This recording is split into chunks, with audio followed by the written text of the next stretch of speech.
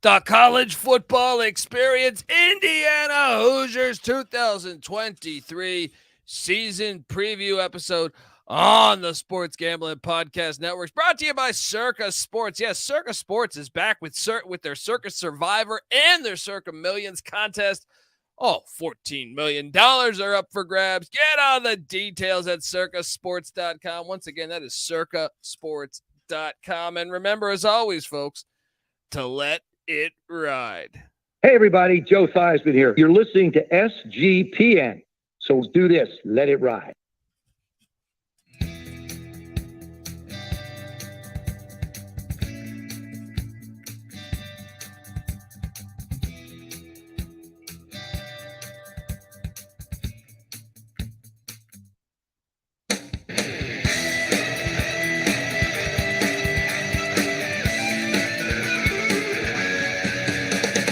Yes.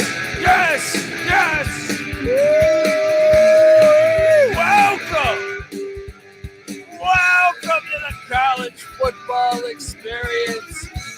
Indiana Hoosiers 2023 season preview episode. I'm excited, as always, to talk college football. That's all we do here as we continue to break down all 133 FBS college football teams with the solo podcast like we do each and every year. Folks, perhaps you're new to the show and you're just listening. You're saying, who's this idiot yelling at you? Well, look, my name is Colby Swigga Dad, a.k.a.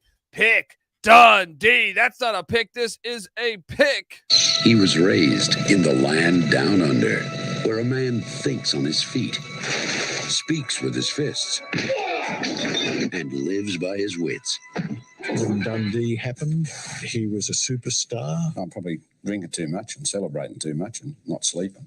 Would have killed a normal man, but no, that's gone. The medical advice I got from that was like being hit by lightning. Pretend it never happened and get on with your life. I want this pilot. It's a matter of national security. It might be a matter of national security to make a bowl game this year, Patty C. All right?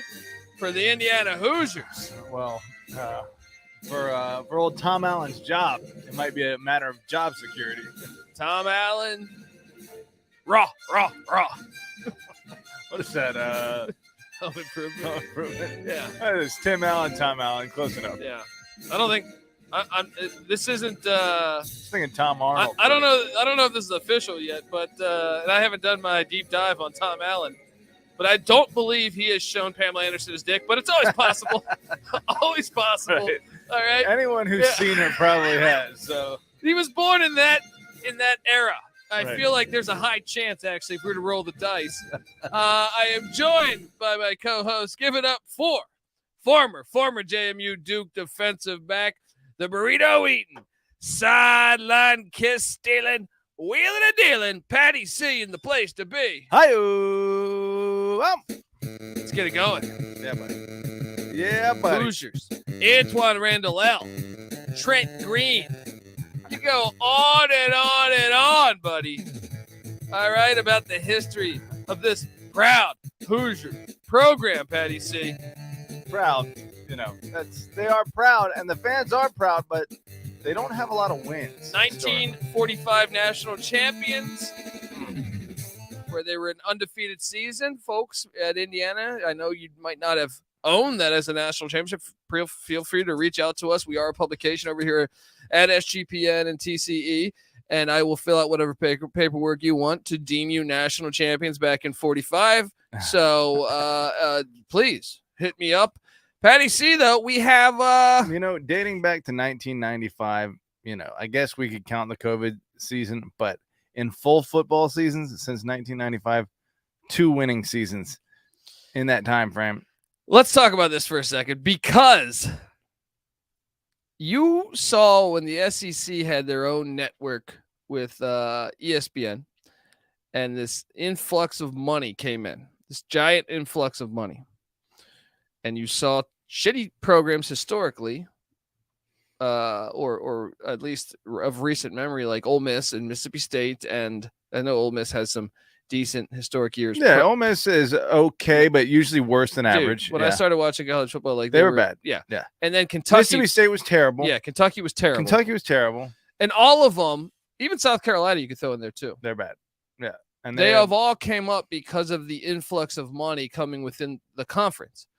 So when you see an absolutely gigantic Big Ten contract that's going to be bigger than any in college football right now. Yeah. Bigger than the SEC. Yes.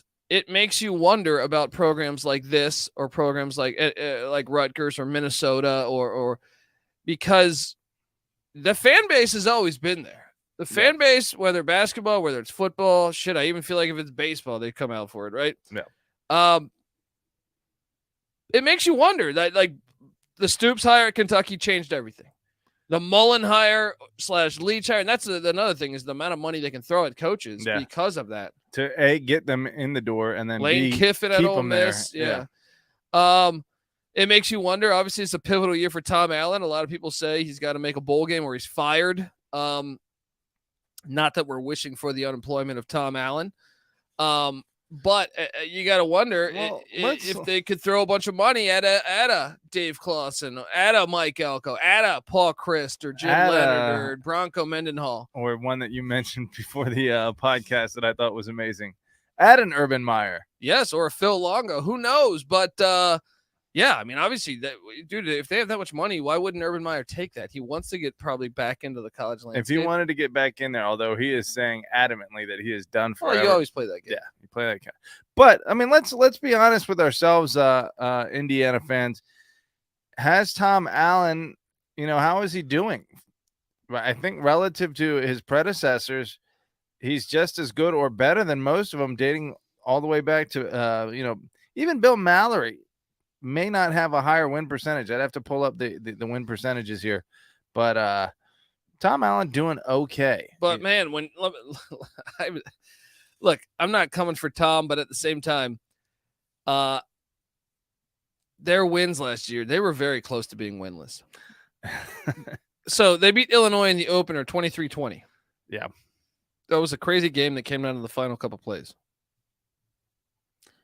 They beat Idaho in the FCS by 13, and this game was in pouring rain, right? Yeah.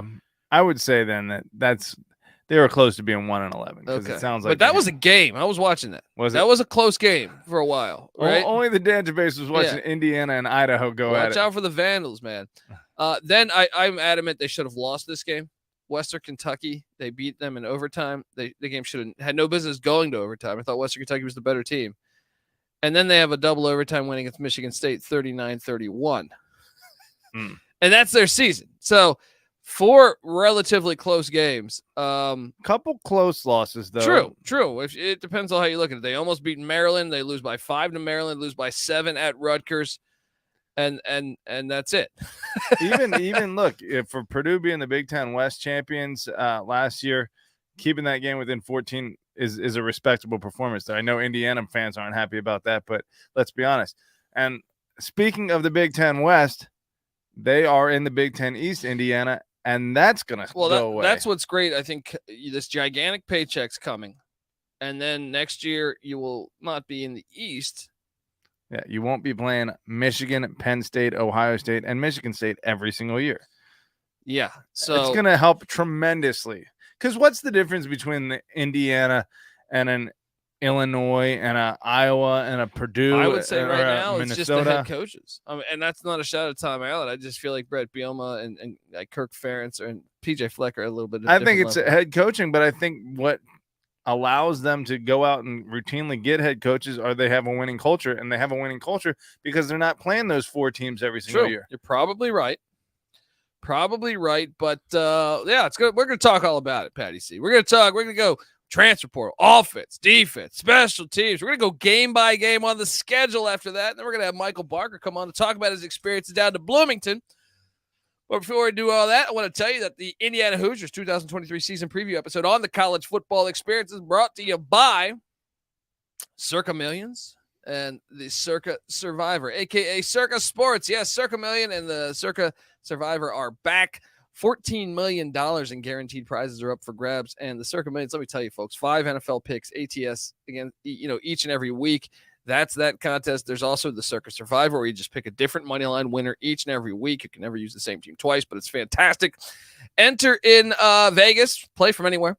And the SGPN crew will be out there the last weekend in August. So if you're out there, please say hello to us or hit us up.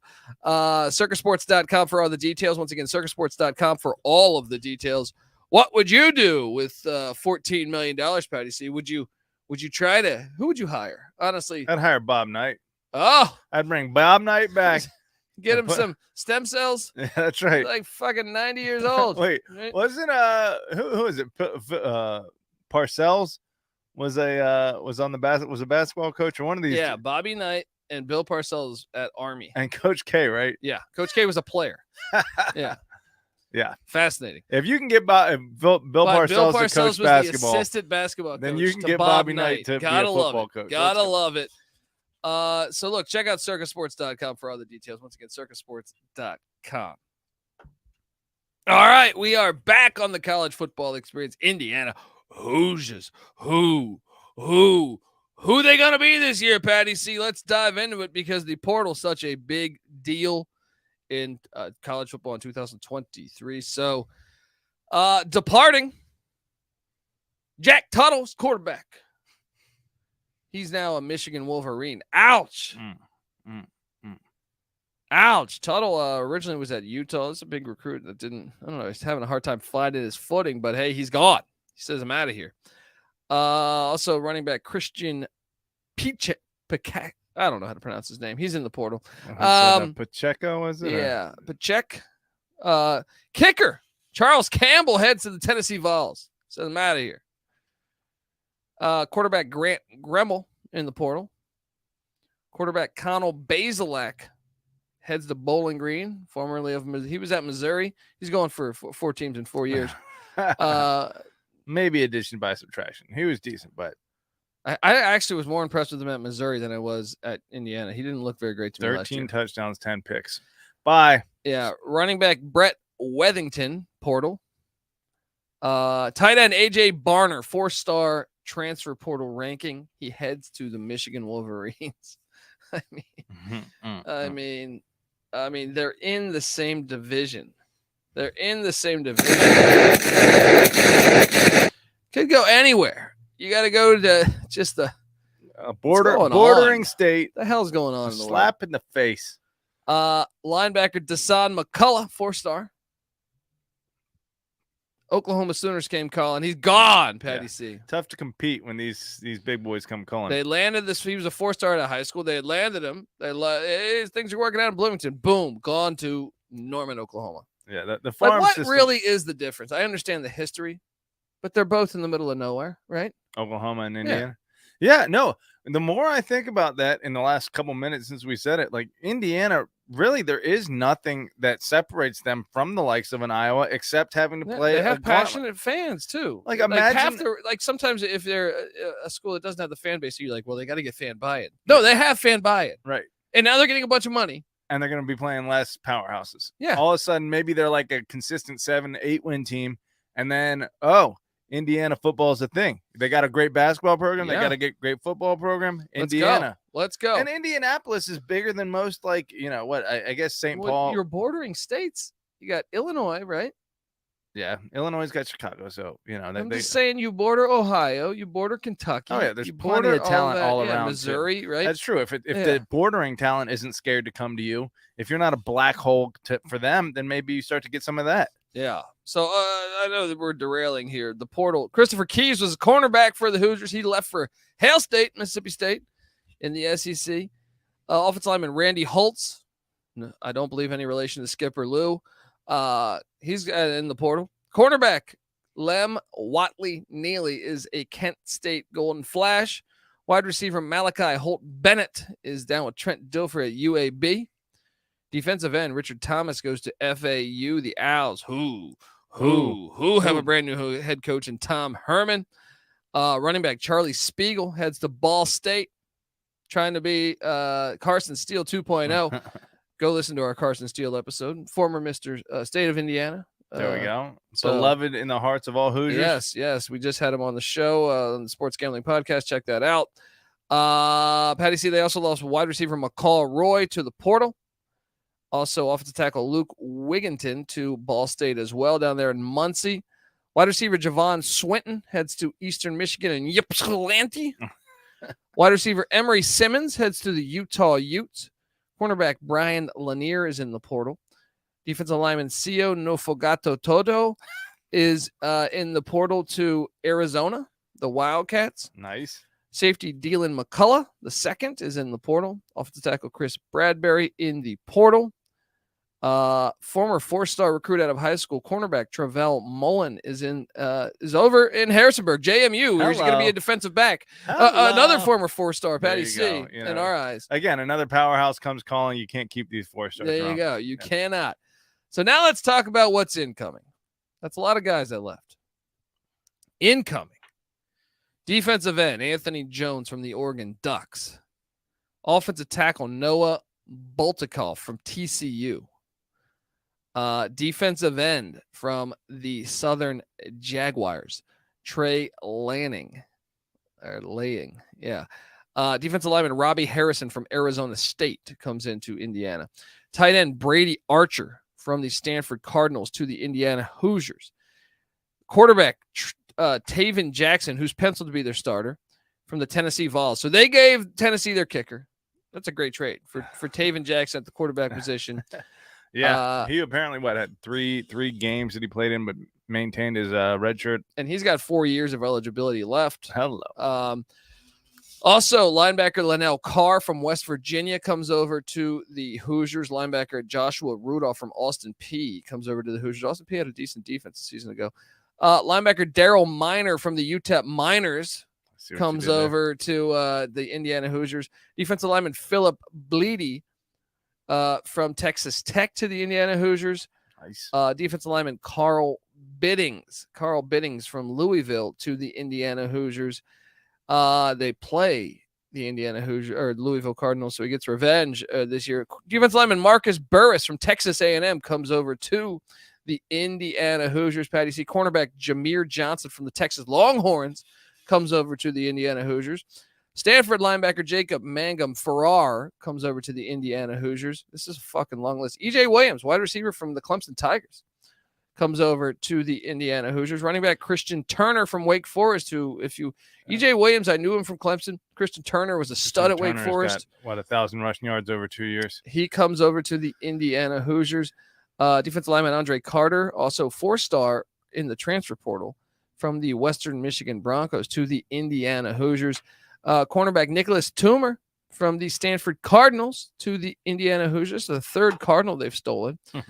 Dequece Carter, a wide receiver from New Mexico Lobos, also comes over to Indiana. UMass offensive tackle Max Longman jumps on over to Indiana.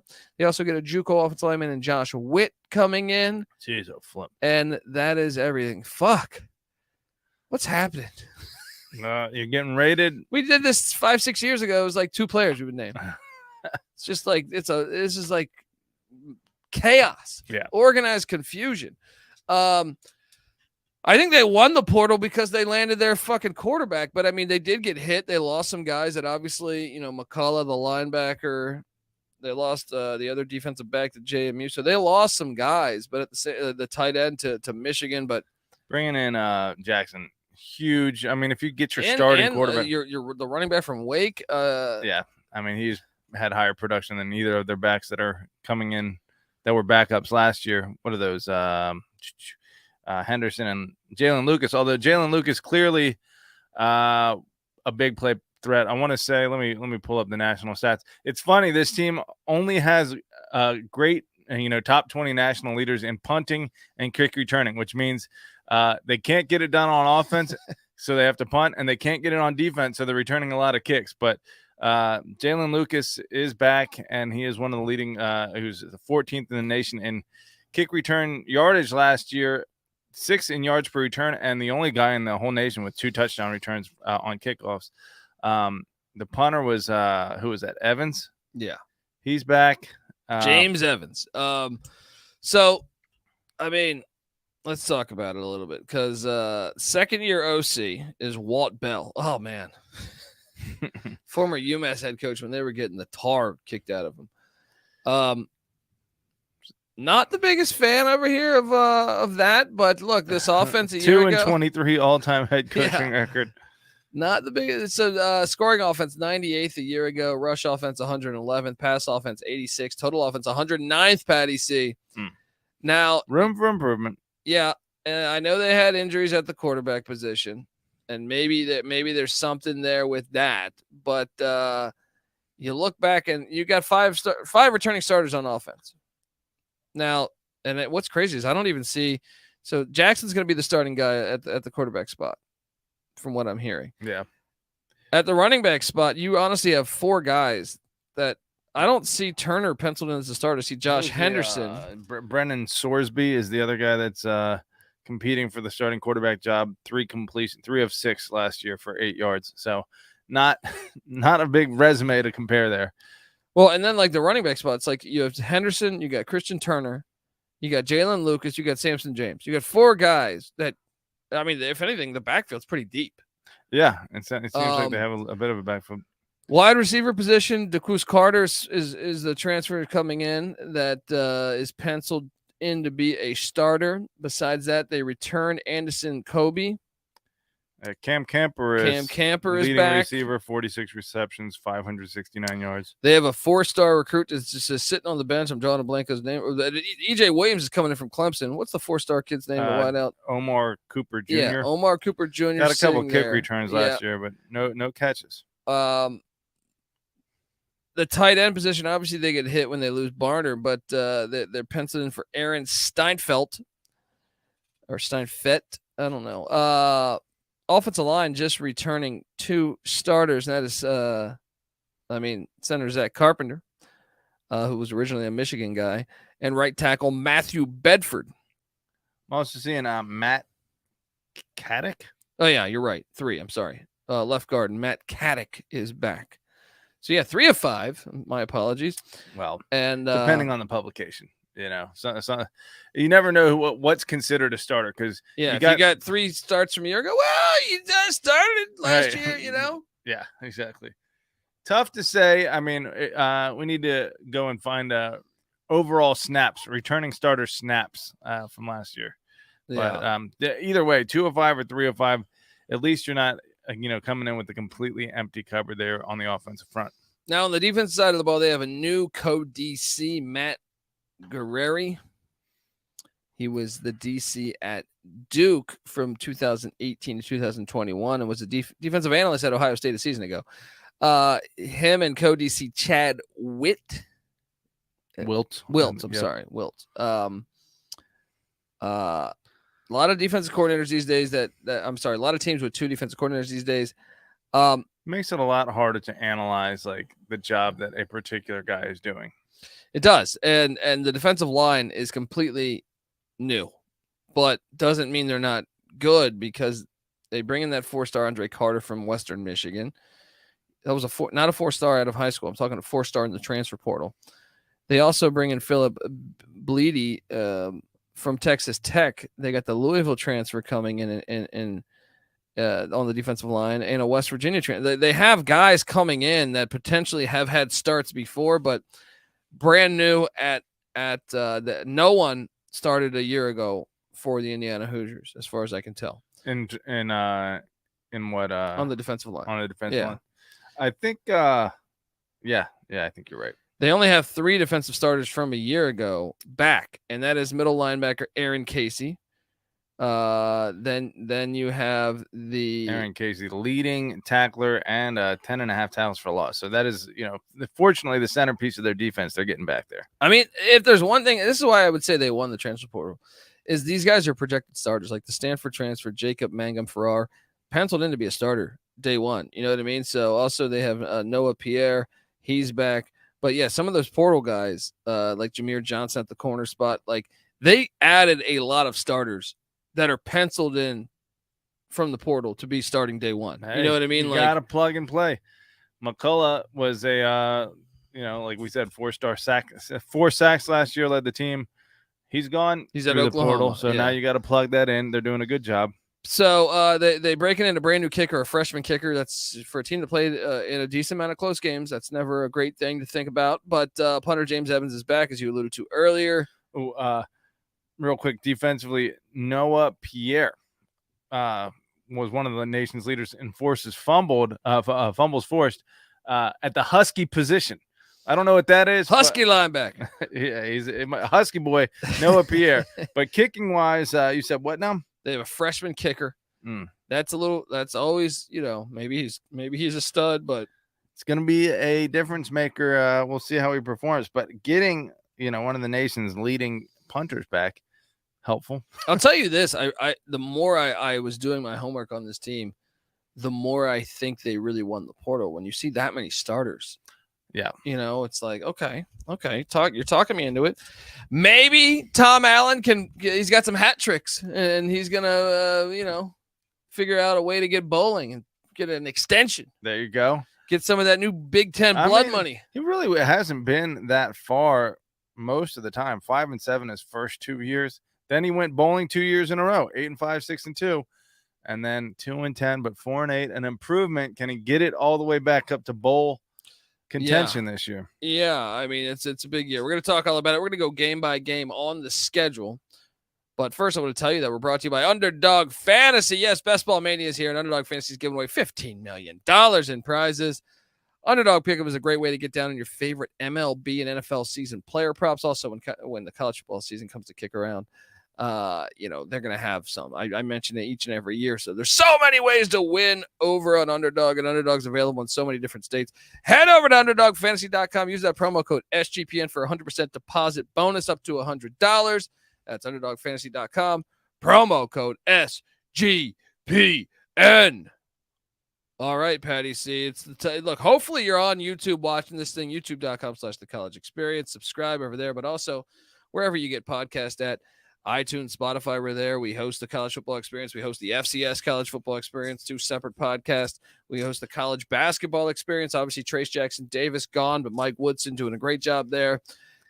Reason for excitement. Yeah, reason for excitement with the way he's been recruiting.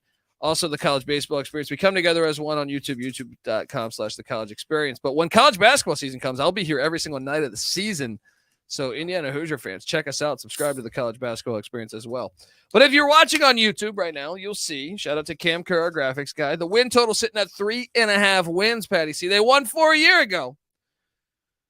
It wasn't easy. Like I said, they had 3 of those 4 wins were one-score games. But let's hop into it. It's the name of the game. Blindly, you would say over, right? Or under, just without looking at the schedule. Blindly? Probably right on it. Thereabouts. Okay. Yeah. Well, week 1, I would say if there was any time you'd want to face Ohio State, it's probably week 1 when they're breaking in a brand new quarterback. Yeah. And replacing some key guys. You get them in Bloomington. They lose their OC, Kevin Wilson, who I know Indiana's familiar with. He's now at the Tulsa Golden Hurricane. So, in Bloomington, Indiana, CBS, brand new. They're going to be playing the new music for the Big Ten. Oh, wow. Everyone thinks that's SEC music. They don't realize that that's college football music. Yeah, they play it for Army, Navy, and they've been playing that for back in the day in the Big 8. SEC's just been lucky enough to have it, but now the Big Ten gets that glorious song. Yeah, switches over to the Big Ten. Patty C, you calling for an upset here? I mean, maybe they upset the spread here. The spread is 28, I think I saw, right? That sounds about right. But we'll see if there are some kinks at the quarterback position that need to get worked out. If I'm Indiana, I'm throwing some exotic defenses at Ohio State's quarterback early and seeing if I can't, get him flustered and maybe find yourself in the game somewhere in the second or third quarter and then whatever. Start throwing trick plays. So 0-1. 0-1. Now the Sycamores of Indiana State, little brother. Shout out to Indiana State because they played them and Ball State back-to-back. I like that scheduling by the Sycamores. Yeah. Larry Bird's alma mater. He was a Hoosier for a year, and he said Bob Knight. He told Bob Knight to go fuck himself, and then he jumped down to. Imagine if Indiana had Larry Bird, but it's better that he went to the Sycamores because that's even more small town Indiana. Yeah. Patty C, I got him 2-0. That's a Friday night game. Love the weekday college football games. So 2-0. I'm sorry, 1-1. 1-1. 1-1. 1-1. What was Indiana State last? They were not very good. Not very good. Not very good. I think they were like 4-7 or 2-9. They were 2-9. Yeah. Now you get this game. This is one of these stupid NFL games that they keep trying to force on us. We don't want the NFL. We want college football. All right. I suppose this is a game in which both teams are kind of halfway between. This is a stupid game. Louisville and Bloomington, Indianapolis is further away than both of them. This is a stupid game. I'm just going to be honest. Yeah. All right. Play this on campus. We don't want to see this shit at that terrible stadium, Lucas Oil. All right. Yeah. Like the only reason you could ever have for that is, it's a special environment for a big game. These teams don't have that clout to be playing in a big neutral site game like this. Louisville's going to beat them. I got them 1-2. Yeah. All right. Now watch out. Circle this one, Patty C. Because I think the Akron Zips are going to be much improved. We've been hearing this Watch Joe out. Moorhead nonsense. Watch out, buddy. It's offensive mastermind versus, would you call Tom Allen a defensive mastermind? Let's go there. Let's go. All right. I'll give it to Indiana right now, but watch out. I see this one as a potential closer game than you think. Well, they played the likes of Michigan State last year and lost. That was game 2. 52-0. Then they played Tennessee. They lost 63-6. They got a 5-star running back now. I would say Power 5 competition has proven to be pretty difficult for Akron. I am riding with the Hoosiers. I'm telling you, that'll be it. That'll be. Give me Akron in the points though. So 2-2, and now they head. This is a huge game. I think if you're going to go bowling, you got to win this game. It's a must win. At whatever they're calling the stadium now. It's in College Park, Maryland. SECU Stadium. Stupid. Patty C, Indiana at Maryland. Tolia Televo is back for the Terrapins. It was a 1-score game a year ago. That was in Bloomington. I got to take Maryland. Got to go Maryland. I feel like Maryland's going in the right direction these days. So. I think it's a winnable game for Indiana, but yeah. No, if Indiana plays well and they're better than we anticipate, but young, inexperienced roster going on the road seems like a close loss here. Yeah. So then they get a bye week. So at the bye week, we got them at 2-3, both of us. The win total is 3.5. All they need is 2 wins. They head out of the bye week to the Big House. Take on Jim Harbaugh and the Michigan Wolverines. They will lose this game. Well, let me tell you what. Michigan will have just come out of a back-to-back road at Nebraska and at Minnesota, and I'm pretty sure Minnesota is going to be up for that game. Yeah. Especially if it's a night game. And then the following week, they have a road trip to Michigan State. So as far as, trap game, look-ahead spot, this constitutes that. Maybe Indiana takes advantage in the Big House. Illinois was able to keep it close against Michigan last year. I don't think Indiana will, though. They lose by 40. Yeah, so 2-4. And now, homecoming in Bloomington. Saturday, October 21st. The Rutgers, Scarlet Knights, and the Golden Guido, Greg Schiano, coming to town. Big game. This is a tough sandwich spot, though, man. Because you got at Michigan, then at Penn State in between this game. It's homecoming, though. I'm calling for Rutgers. Calling for the Knights. What did they do last year in this game? What was they lost by 7 in Piscataway. Revenge on the mind for Indiana. Anyone's game. I'm giving it to Rutgers too. So that puts them at what? 2-5. 5. Then they head to Beaver Stadium to take on Penn State. 2-6. They get slapped. Now they come home to take on the Dairy Raid offense and the Wisconsin Badgers, running the air raid now. They get slapped.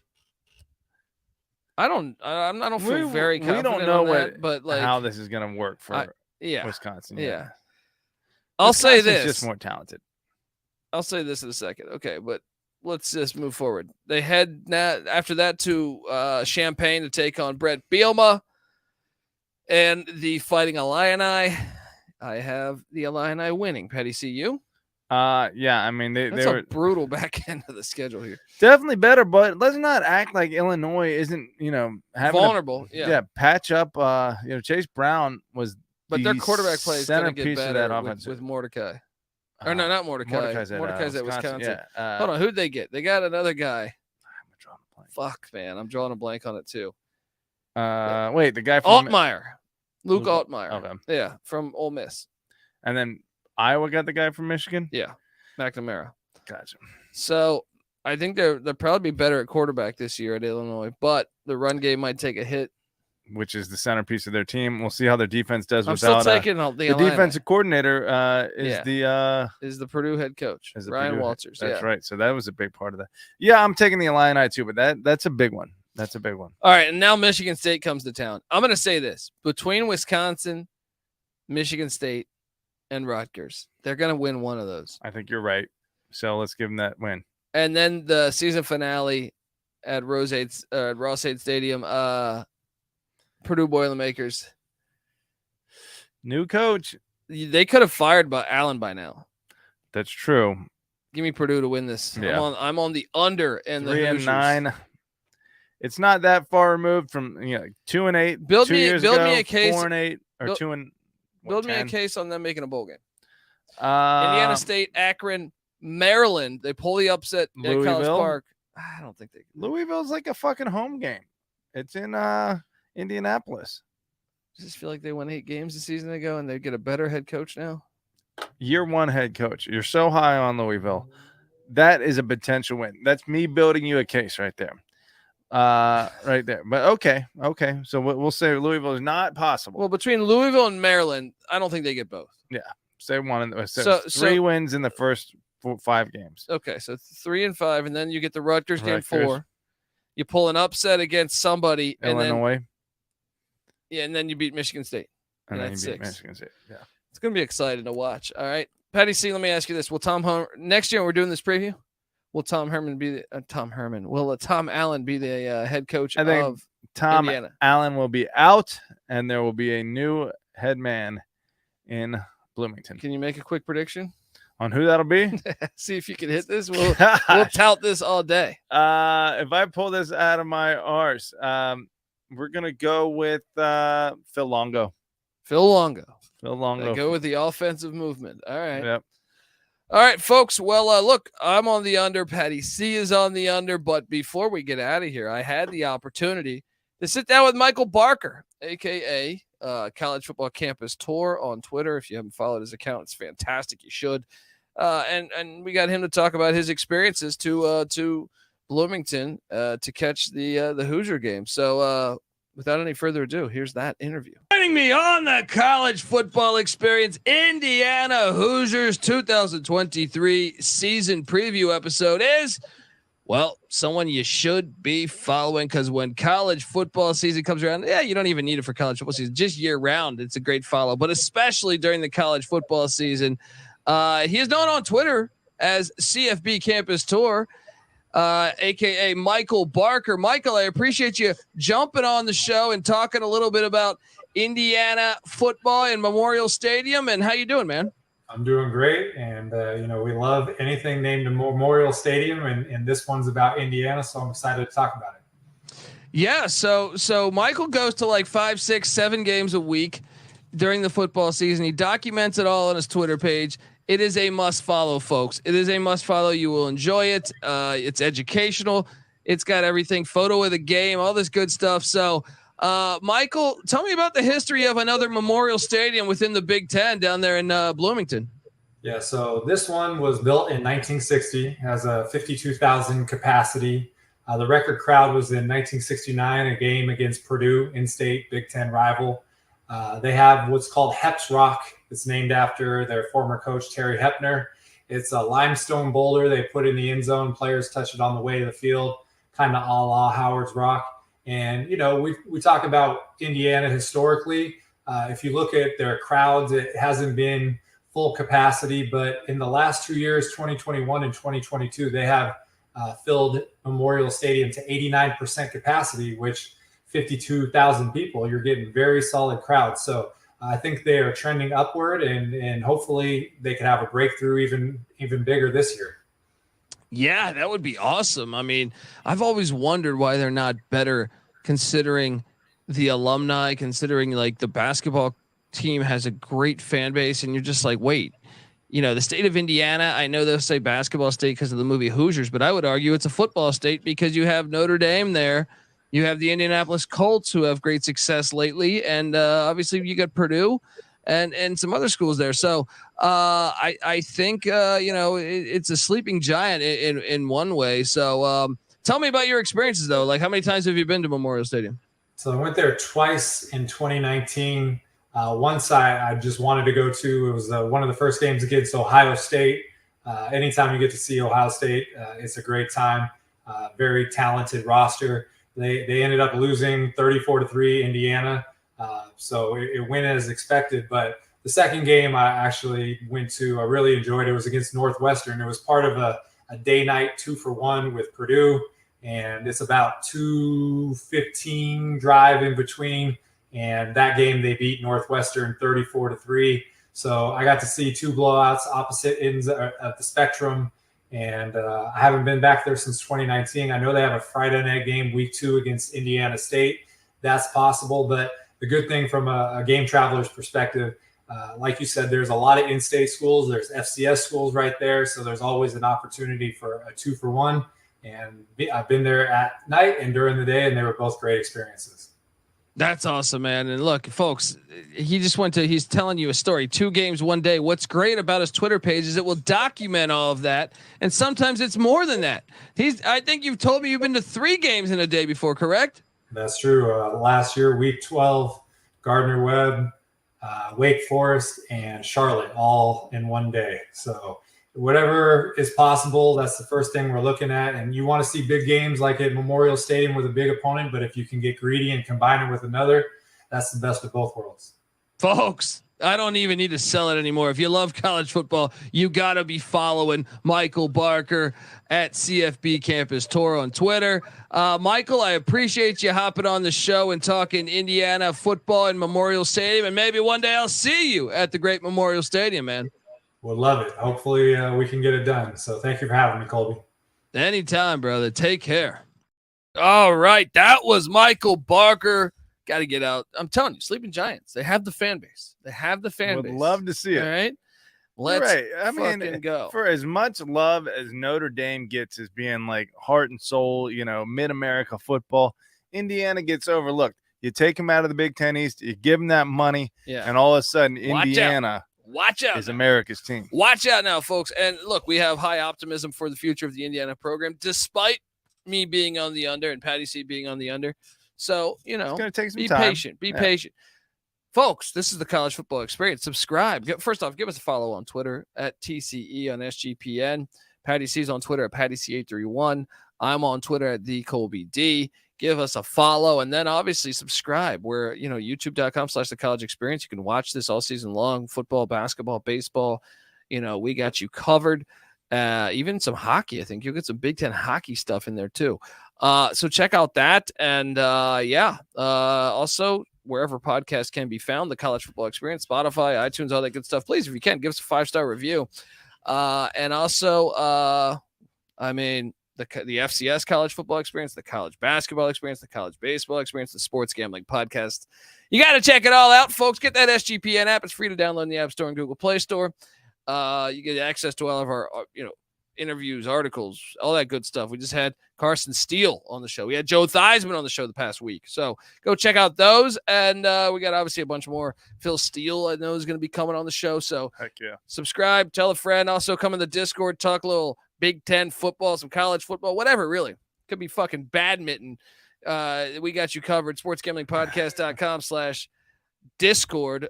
Folks, I'm on the under. He's on the under, but maybe we're wrong. All right. This is the College Football Experience. Indiana Hoosiers 2023 season preview episode. You better start thinking about yours. And we out of here.